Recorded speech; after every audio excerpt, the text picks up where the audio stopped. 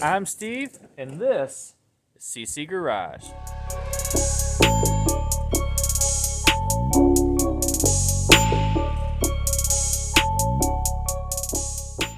Just got back from the tire shop. Just had brand new tires put on. 22-inch transit wheels. Picked them up for 500 bucks. They came with tires. Trying to sell them because they're obviously way too big. These are a 255/30 ZR22. Got them on Amazon. It was $4.15 shipped. I just paid another $100 to have them mounted and balanced. So another thing I had to do, I had to buy wheel spacers because the offset of the 15-inch square body rims compared to the offset of these actually will not clear the bed side or the bed floor. So I had set one of those on here, and the rim was actually touching the sheet metal. And between the back spacing on these and the back spacing on those is about 2 inches. So I ended up getting 1.5-inch spacers. It's for like 80 bucks on Amazon. But after I ordered them, I realized I'm gonna have an issue.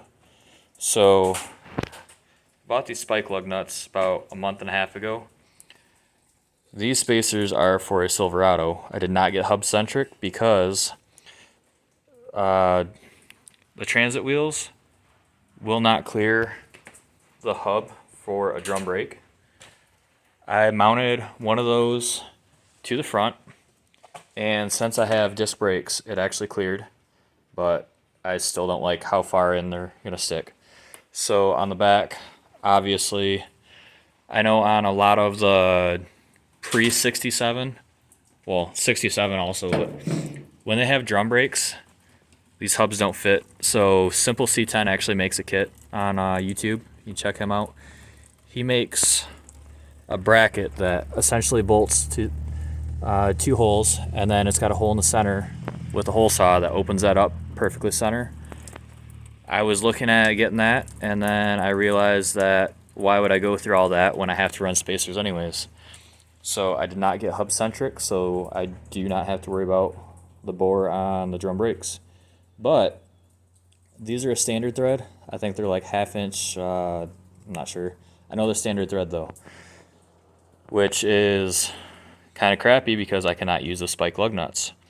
So I'm gonna actually have to use my factory lug nuts because I can still get a socket in there. So we're gonna go ahead, get the truck aired up, get the Harbor Freight jack under it, and pull the front wheels off.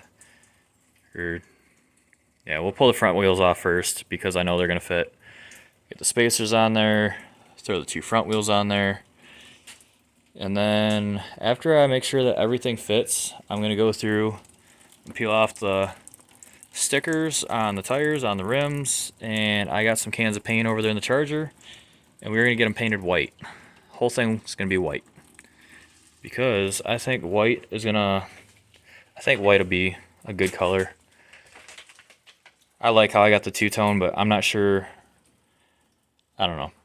We'll get them painted white. If I don't like all white, then I might two-tone them the way I got the 15s on here. Do the centers blue, outside's white, but we'll see. I can get the truck up high enough to actually get a jack under it, but get to play with my new toy. Just picked this up the other day, and perfect job for it. These wheel spacers, since they're not hub centric, what you want to do is not use power tools putting them on. Pretty much go ahead and put your nuts in there. What, bud?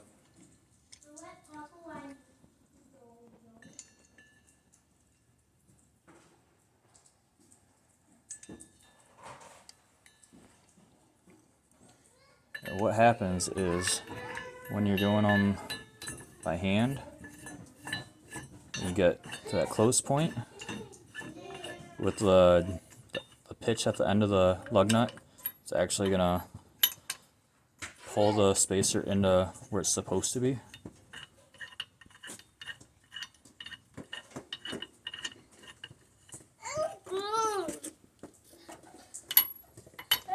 But I'll do them by hand, and then I come back through, I hit them with the impact, torque them down, and that's pretty much all there is to these wheel spacers. I know some people have mixed feelings.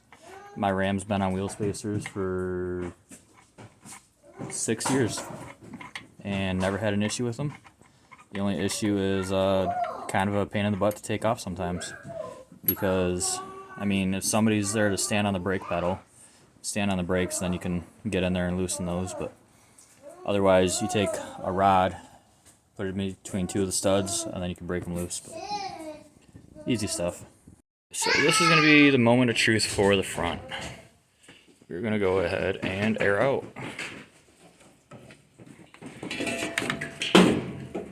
Get some of my cord out.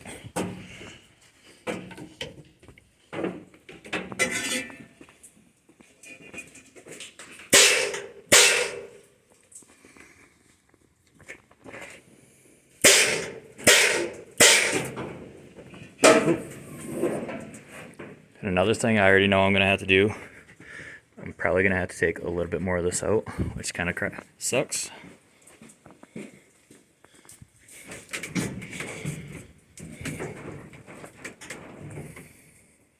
Or possibly on the front, I will not be able to run wheel spacers.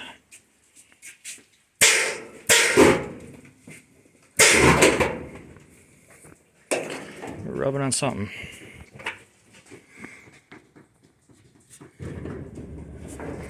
Ow! The hood just came down.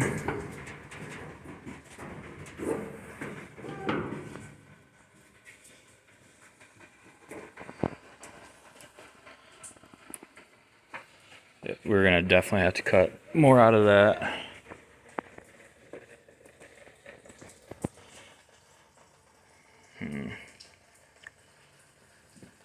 I think I'm gonna take them wheel spacers back off the front. We're just gonna run spacers in the back. So on the front, we did end up taking the wheel spacers off. They sit in there a little bit more. It's a little bit better since these wheels are so tall. When I had the spacers on there, it was actually hitting on like the tabs that are up in here. And being inset, I can actually ride with the truck lower because I actually have turning radius.